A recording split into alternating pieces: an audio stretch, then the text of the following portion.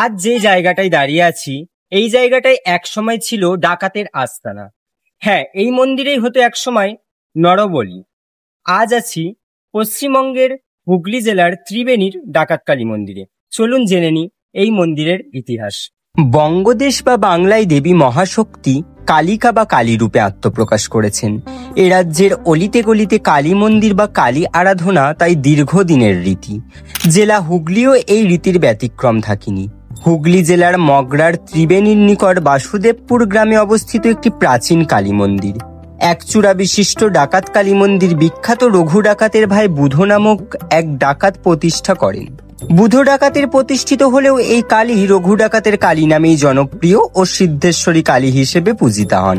কথিত আছে প্রায় 500 বছর আগে বাঘহাটির জয়পুরের বাসিন্দা বিধুভূষণ ঘোষ ও তার ভাই রঘু ঘোষ ঘন জঙ্গলের মধ্যে মায়ের মূর্তি স্থাপন করেন। দিনের বেলা দুই ভাই দিনমজুরের কাজ করলেও রাতে ধনী ও প্রভাবশালী ব্যক্তিদের বাড়িতে ডাকাতি করত। ডাকাতি করে আনা জিনিসপত্র এলাকার গরিব মানুষের মধ্যে বিলি করত। কিংবদন্তি কারোর বাড়ির ডাকাতি করার আগে রঘু ডাকাত চিঠি দিয়ে বাড়ির গৃহকর্তাকে জানিয়ে দিত। রঘু ডাকাতের লোকজন রাস্তা দিয়ে যাওয়া কোনো মানুষকে ধরে বেঁধে রাখত। সন্ধ্যার পর পুরোহিতকে ডেকে এনে ঢাক ঢোল বাজিয়ে নরবলি ও ল্যাটা মাছের পুজো দিয়ে দেহ মন্দিরের সামনে থাকা পুকুরে ভাসিয়ে দিত। তারপর মহাপ্রসাদ খেয়ে ডাকাতি করতে বের হতো। ডাকাত দলের ভয়ে দুপুরের পর থেকে এই রাস্তা দিয়ে মানুষ চলাচল করত না। সাধক কবি রামপ্রসাদ সেন কোনো এক সময় এই রাস্তা ধরে ত্রিবেণী ফেরিঘাটে ফিরছিলেন।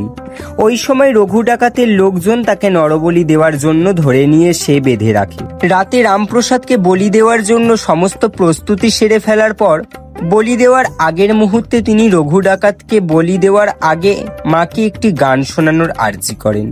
সেই আর্জি মেনে রঘু ডাকাত গান শোনানোর অনুমতি দিলে রামপ্রসাদ তিলেক দ্বারা ওরে সমন বদন ভরে মাকে ডাকি বলে একটি গান ধরেন। তারপরেই রঘু ডাকাত বলির হাঁড়ি কাঠে রামপ্রসাদের পরিবর্তে মাকে দেখতে পান। এরপর থেকেই রঘু ডাকাত বলি বন্ধ করে রামপ্রসাদের সেবার ব্যবস্থা করে। শুধু তাই নয়, পরের দিন সকালে নৌকায় করে রামপ্রসাদকে বাড়িতে পৌঁছে দিয়ে আসে। লোকমুখে কথিত আছে রঘু ডাকাত ও তার দলবল কোনোদিন ডাকাতি করতে গিয়ে মহিলাদের ওপর কোনো অত্যাচার করত না।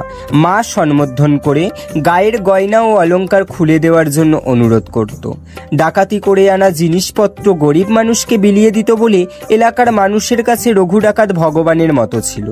রঘু ডাকাতের আমল থেকেই মন্দিরে পুজো চলছে। মন্দির নরবলি প্রথা বহু পূর্বে বন্ধ হয়েছে, তবে এখনো মানত করে ছাগ বলি হয়।